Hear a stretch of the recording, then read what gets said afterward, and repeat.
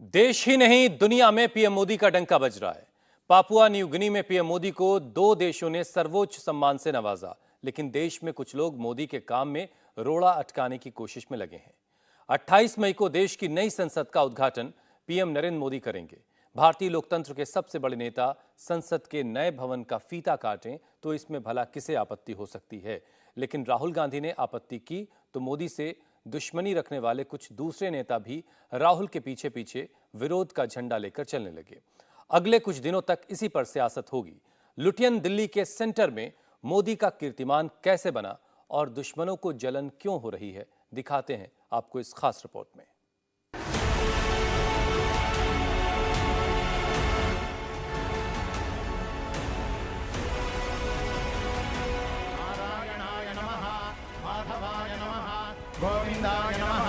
दिल्ली के इतिहास में नरेंद्र मोदी का नाम हमेशा हमेशा के लिए दर्ज होने वाला है। अगले 1000 साल तक मोदी का नाम कोई मिटा नहीं सकेगा, कोई हटा नहीं सकेगा। देश की नई संसद का शिलान्यास नरेंद्र मोदी ने किया।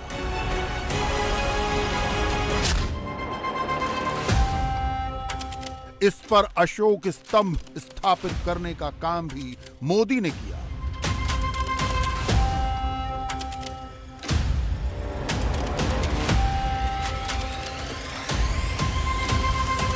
और अब नई संसद का उद्घाटन भी मोदी ही करने वाले हैं। नई संसद की ग्रैंड ओपनिंग डेट आ चुकी है।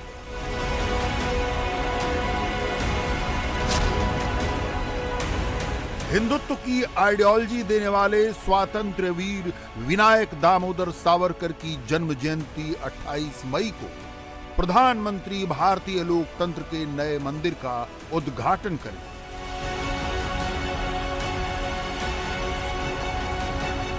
कांग्रेस ये बात पचा ही नहीं पा रही कि नई संसद के बारे में मोदी ने जो कहा वो कर दिया। कांग्रेस की पूरी कोशिश है कि नरेंद्र मोदी का नाम इतिहास में दर्ज न होने पाए।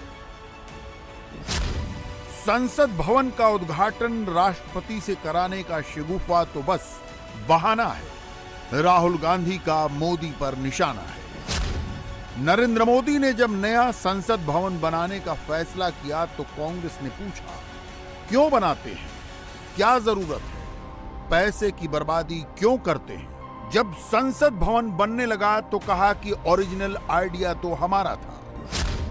और अब जबकि नई संसद बनकर तैयार हो गई है तो कांग्रेस पूछती है कि उद्घाटन मोदी के ही हाथों क्यों?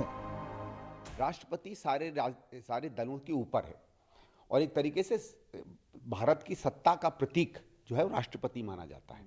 और पार्लियामेंट सबकी होती है। पार्लियामेंट किसी एक सिर्फ लीडर ऑफ द हाउस की नहीं है, ऑपोजिशन की भी है। जो आज पार्लियामेंट में नहीं है कल हो सकता है उसकी भी है। तो इसलिए उस पार्लियामेंट पे उसकी इनॉग्रेशन पर एक ऐसे ही व्यक्ति को आना चाहिए जो सारी राजनीति से ऊपर है और राजनीति से परे है और फिर भी राजनीतिक है, और वो एक ही पद होता है भारत के राष्ट्रपति का। राहुल गांधी लिखते हैं कि प्राइम मिनिस्टर से नहीं प्रेसिडेंट से फीता कटवाओ। कांग्रेस के जनरल सेक्रेटरी जयराम रमेश अब भी इसे नरेंद्र मोदी का पर्सनल वैनिटी प्रोजेक्ट बताते हैं। पूर्व सांसद और कांग्रेस के मौजूदा नेता उदित राज कहते हैं कि नई संसद का नाम बाबा साहब आम्बेडकर के नाम पर रखो। हमारी मांग है कि संसद का नाम बाबा साहब डॉक्टर अंबेडकर पार्लियामेंट हाउस होना चाहिए। जो अंबेडकरवादी हैं, बहुजन समाज के लोग हैं, तर्कसंगत लोग हैं, मुझे नहीं लगता कि वो विरोध करेंगे, सभी समर्थन करेंगे। गौर से देख लीजिए, यहां कोई मोदी महल नहीं बना है जैसा कि विरोधियों ने दावा किया था। प्रधानमंत्री ने अपनी सुख सुविधा का सामान नहीं जुटाया है जैसा कि आपको बताया गया। यह हिंदुस्तान की नई संसद है। 21वीं सदी में आजादी के अमृतकाल में आत्मनिर्भर भारत की पार्लियामेंट जैसी होनी चाहिए। बिल्कुल वैसी ही संसद बनकर तैयार है। यह आधुनिक तो है लेकिन पूरी तरह स्वदेशी है। इसमें टेक्नोलॉजी भरपूर है लेकिन इसकी पहचान राष्ट्रीय है। नरेंद्र मोदी 2024 के लिए 2 मंदिर बनवा रहे हैं। एक लोकतंत्र का मंदिर, दूसरा राम मंदिर। एक मंदिर दिल्ली में बनकर तैयार हुआ, दूसरा अयोध्या में बन रहा है। ये दोनों 1000 साल तक दिखने वाले काम हैं। मोदी के जो विरोधी पूछते हैं कि मोदी ने किया क्या, उनके लिए ये प्राइम मिनिस्टर का जवाब है। नई संसद और रामलला का मंदिर दोनों मोदी का दिखने वाला काम है। संसद की नई बिल्डिंग बनी कैसे, मोदी ने इसे बनवाया कैसे, सब कुछ बताएंगे। मगर सबसे पहले कुछ मोटी मोटी बातें समझ लीजिए। नई संसद में भारत की सांस्कृतिक धरोहरों की झलक दिखेगी। इसकी त्रिभुजाकार डिजाइन बेहतर स्पेस मैनेजमेंट प्रोवाइड कराएगी। यह बिल्डिंग 100% भूकंपरोधी है। यहां Z और Z+ लेवल की सुरक्षा सुनिश्चित हो। इको फ्रेंडली ग्रीन कंस्ट्रक्शन से बिजली खपत 30% तक कम होगी। यहां सिटिंग क्षमता पहले के मुकाबले 150% ज्यादा होगी और ये बिल्डिंग अगले 150 साल की जरूरतों पर खरी उतरेगी। 10 दिसंबर 2020 को कोरोना के मुश्किल काल में नरेंद्र मोदी ने नए संसद भवन का शिलान्यास किया था और 30 महीने में यह बिल्डिंग उद्घाटन के लिए तैयार है। न्यू इंडिया के न्यू लुक वाली पार्लियामेंट की न्यू एंड एक्सक्लूसिव तस्वीरें, एक्सक्लूसिव वीडियो आपकी टीवी स्क्रीन पर है। नई लोकसभा,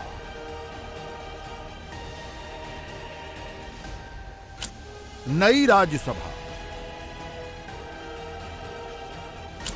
प्रधानमंत्री की नई सीट, स्पीकर का नया आसन, वाइस प्रेसिडेंट की नई कुर्सी, अंदर और बाहर से पूरा संसद भवन रेडी है। संसद भवन के नई बिल्डिंग के निर्माण का काम दिसंबर 2020 में शुरू हुआ था और अब देश के प्रधानमंत्री 28 मई 2023 को इसका लोकार्पण करने जा रहे हैं। इस दरमियान तकरीबन 1000 लोगों ने 24 घंटे काम किया है, 8-8 घंटों की 3 शिफ्ट में। नई बिल्डिंग में सुरक्षा को लेकर खासा इंतजाम किया जा रहा है और सांसदों सहित सभी के लिए बायोमेट्रिक पास का इंतजाम होगा, यानी कि आपकी उंगलियों की पहचान और आपकी आंखों की पहचान के आधार पर संसद भवन में प्रवेश मिलेगा। नई बिल्डिंग में मिनिस्टर्स लाउंज होगा, सांसदों का लाउंज होगा, VIP लाउंज होगा, मीडिया लाउंज होगा। नई बिल्डिंग में एक और खास चीज़ होगी, वो होगा देश का जो मूल संविधान है, जो कि फिलहाल पार्लियामेंट के लाइब्रेरी बिल्डिंग में पड़ा हुआ है, उसे नई बिल्डिंग में रखा जाएगा। दिल्ली के बीचों बीच महामारी काल में नई संसद बनाने का निर्णय नरेंद्र मोदी ने लिया। सिर्फ निर्णय ही नहीं हुआ, नई इमारत बनकर तैयार हो गई। पिछले 30 महीने में नरेंद्र मोदी ने इसके लिए क्या क्या नहीं सुना। प्रधानमंत्री पर तोहमतें लगाई गई, संसद भवन को मोदी महल कहा गया, नरेंद्र मोदी पर जनता का पैसा लुटाने के आरोप लगाए गए। अब सबकी बोलती बंद है। आज जब आप नई संसद की बिल्डिंग को बाहर और अंदर से देख रहे हैं, कुछ तस्वीरें याद कर लीजिए।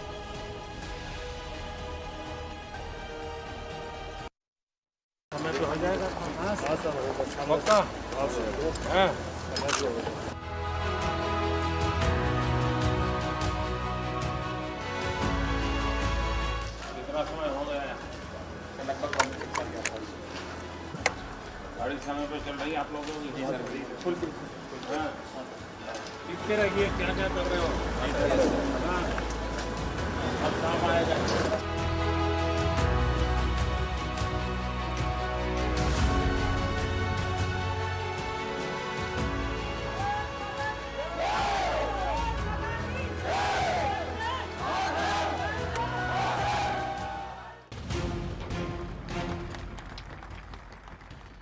प्रधानमंत्री ने जैसा सोचा था, प्रधानमंत्री ने जिस तरह विजुअलाइज किया था, नई संसद ठीक वैसी ही है। नई संसद में PM ब्लॉक एकदम अलग है। मौजूदा संसद भवन में सिर्फ कैबिनेट मंत्रियों के चैम्बर हैं। नई संसद में राज्य मंत्रियों का भी अपना कमरा होगा। करीब 800 सांसदों के बैठने की व्यवस्था अलग से बनाई जा रही है। श्रम शक्ति भवन की जगह सांसदों का लाउंज बनेगा। नई संसद में एंट्री के लिए सिर्फ बायोमेट्रिक पास चलेगा। सांसदों के लिए भी और स्टाफ के लिए भी नया पास बनेगा। सांसद फूड ऐप के जरिए कैंटीन से खाना मंगवा सकेंगे। संसद भवन की नई बिल्डिंग का जो सेरेमोनियल गेट यानी कि प्रमुख गेट होगा वो हमारे ठीक पीछे आप देख सकते हैं। अभी इसको कवर्ड रखा गया है, लेकिन यही होगा नई बिल्डिंग का सेरेमोनियल गेट, यानी कि देश के महामहिम राष्ट्रपति या देश के प्रधानमंत्री वो दोनों इसी गेट का उपयोग करेंगे संसद भवन में जाने के लिए। राष्ट्रपति जब खास मौके पर पार्लियामेंट आते हैं सेशन की शुरुआत के दरमियान हर साल, और दूसरा देश के प्रधानमंत्री जो नियमित तौर पर सेशन आते हैं, उन दोनों के लिए इस एक गेट को रखा गया है। उपराष्ट्रपति के लिए दूसरा गेट है, लोकसभा अध्यक्ष के लिए दूसरा गेट और अन्य सांसदों के लिए दूसरा गेट। इस नई बिल्डिंग में सांसदों के अलावा मुख्यतः एग्जीक्यूटिव का दबदबा एक तरह से कहा जा सकता है। एग्जीक्यूटिव का मतलब ये कि देश के जो केंद्रीय मंत्री हैं, MOS हैं यानी कि राज्य मंत्री भी। पुराने बिल्डिंग में राज्य मंत्रियों के लिए कोई दफ्तर नहीं होता था, लेकिन नई बिल्डिंग में कैबिनेट मंत्रियों के साथ साथ राज्य मंत्रियों के लिए भी दफ्तर होगा। इस नई बिल्डिंग में प्रधानमंत्री के दफ्तर के लिए एक पूरा ब्लॉक सुरक्षित रखा गया है जो कि SPG प्रोटेक्टेड होगा। अभी पुरानी बिल्डिंग में प्रधानमंत्री के दफ्तर के ठीक सामने कोई भी जा सकता है और कोई भी देख सकता है कि कौन व्यक्ति PM के साथ जा रहा है मिलने के लिए, किसके साथ PM की मीटिंग होने वाली है। वहाँ पे दरवाजे पे प्रतिबंध एक्सेस को लेकर बिल्कुल भी नहीं है। जाहिर तौर पे ये बेहद संवेदनशील मामला रहता है और देश की सुरक्षा व्यवस्था के साथ भी एक तरह से खिलवाड़ कहा जा सकता है कि देश के सर्वोच्च दफ्तर की बातें भी अगर इस तरह से बेरोक टोक लीक होती रहें वो ठीक नहीं। नई बिल्डिंग में उसका खासा ख्याल रखा गया है और इस बिल्डिंग में पूरा का पूरा एक ब्लॉक है जो कि प्रधानमंत्री दफ्तर के लिए सुरक्षित रहेगा। 2.5 साल में करीब 1000 लोगों ने 24/7 काम करके इस इमारत को तैयार किया है। पिछले 2.5 साल का एक बड़ा हिस्सा कोरोना से संक्रमण का काल था। संसद के पास मिट्टी खोदने वाले, मिट्टी हटाने वाले और कंस्ट्रक्शन मटेरियल लाने वाले बड़े बड़े ट्रकों को दिल्ली लाने और यहां से निकालने का काम ही अपने आप में चुनौती से भरा था। मोदी सरकार ने ये सारी बाधाएं पार की। अब देखिए कांग्रेस ने इस पर क्या क्या लिखा है। मोदी महल, विस्टा से विनाश, 20,000 करोड़ का खर्च, भव्य महल पर फिजूल खर्ची, PM गायब, बच गए फोटो। कंस्ट्रक्शन के दौरान कदम कदम पर राहुल गांधी ने नई संसद बनाने का विरोध किया। अब राहुल इसका उद्घाटन राष्ट्रपति से करवाना चाहते हैं। विडंबना देखिए कि राहुल खुद संसद के सदस्य नहीं बचे। पहले तो इसी का विरोध कर रहे थे, वो कर रहे थे, उनकी मां कर रही थी, उनकी बहन कर रही थी, उन लोगों के द्वारा प्रायोजित केस करवाया गया। आज जब भारत का इतना सुंदर नई संसद बनी है, लगभग 100 वर्षों के बाद पुरानी संसद लीक करती थी, बाकी तो परेशानी क्या है? क्यों? मोटी बात यह है कि ये पूरा प्रयास नरेंद्र मोदी जी का है। आज देखिए कितना कर्तव्य पथ बन गया। सब बढ़िया बनता है, लेकिन नरेंद्र मोदी के कोई काम में उनको अच्छाई दिखाई नहीं पड़ती है। उनको शुभकामना। माननीय स्पीकर लोकसभा ने उनको बुलाया है, आपको मालूम है, आमंत्रित किया है। तो राहुल गांधी कभी ना कभी तो अपना दिल बड़ा दिखाइए, या नरेंद्र मोदी के बारे में आपका दिल छोटा ही रहेगा हमेशा। घोड़े की नाल के आकार की मौजूदा लोकसभा और नई लोकसभा की टाइपोलॉजी एक जैसी लग सकती है, लेकिन इनमें कई अंतर हैं।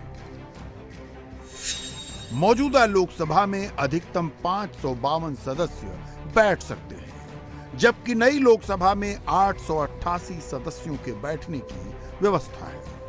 इस स्पेशल सेशन में यहां 1272 मेंबर बैठ सकते हैं। नई संसद में यह सदन ही सेंट्रल हॉल का काम करेगा।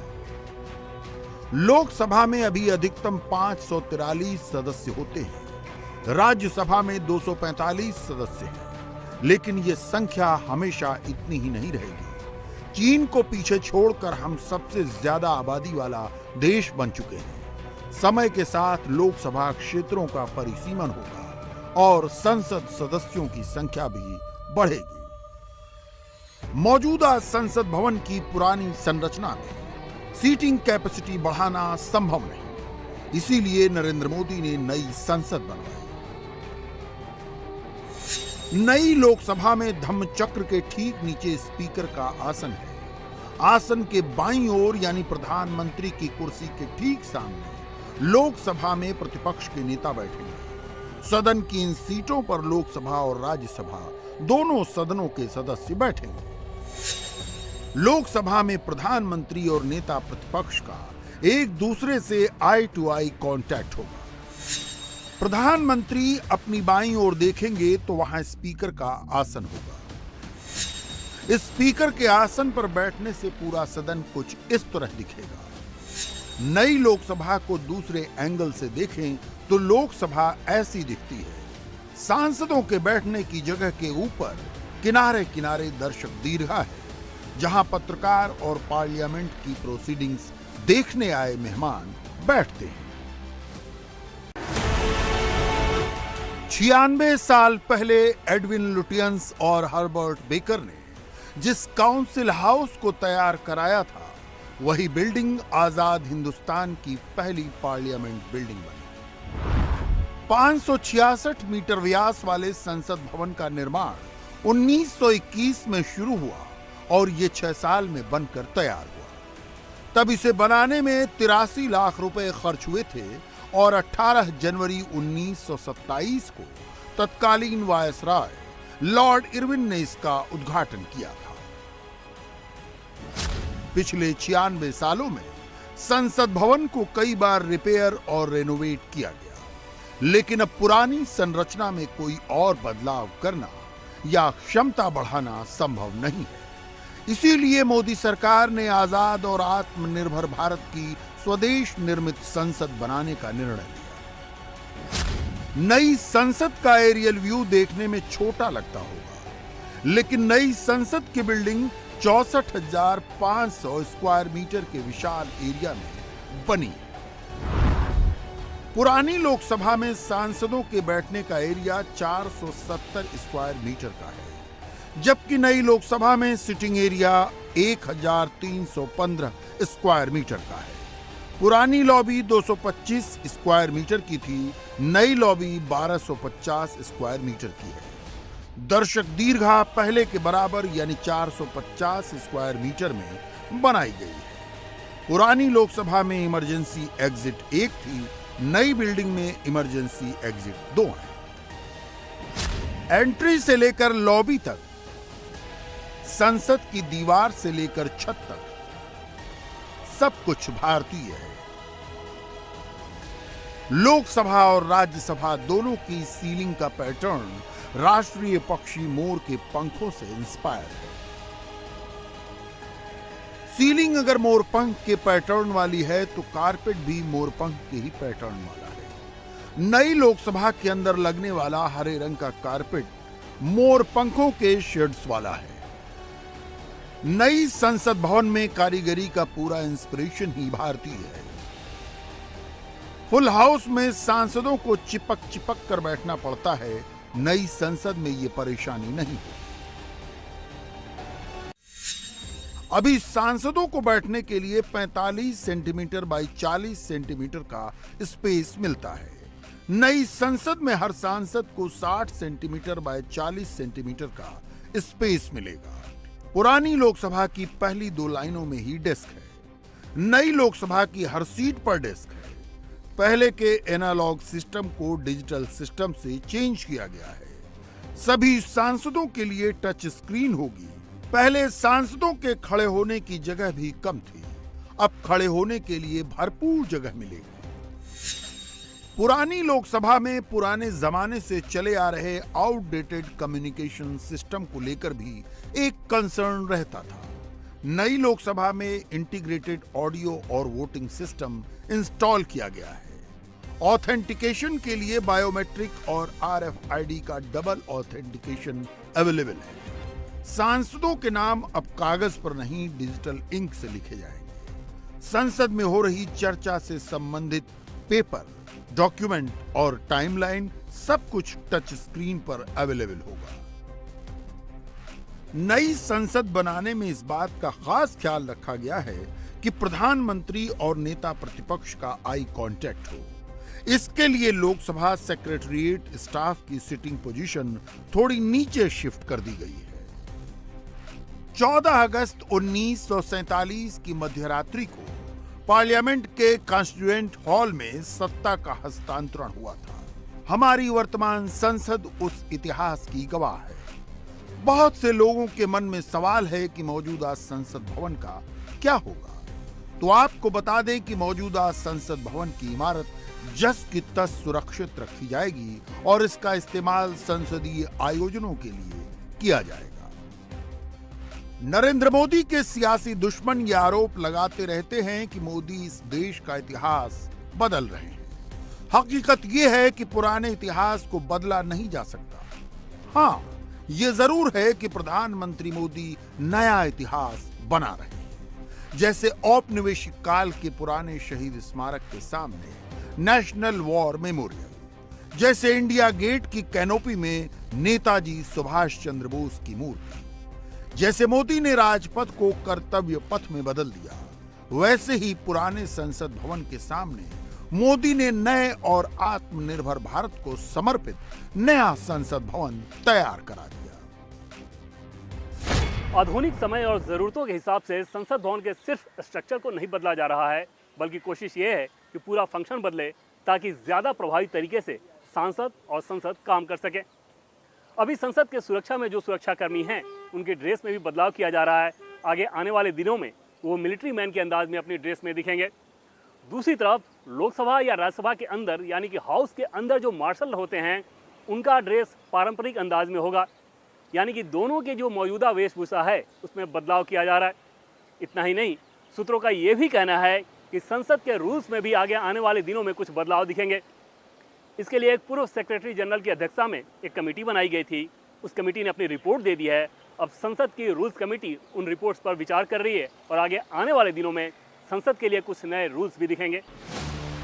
सोचिए, जब नई दिल्ली में राजधानी बन रही थी, तब खाली मैदान पर संसद भवन की इमारत बनाने में 6 साल लग गए थे। मोदी ने कंजेस्टेड दिल्ली में उससे बड़ी इमारत 2.5 साल में ही बनाकर तैयार कर दी। विरोधी तो विरोध करेंगे, लेकिन काल की गति को भला कौन रोक पाया है। इनॉग्रेशन की उल्टी गिनती शुरू हो चुकी है। देश का अगला कानून इस नए संसद भवन में ही बनेगा। इंडिया टीवी हर वक्त हर जगह डाउनलोड करने के लिए सर्च करें India TV news Google play store या ऐप स्टोर पर।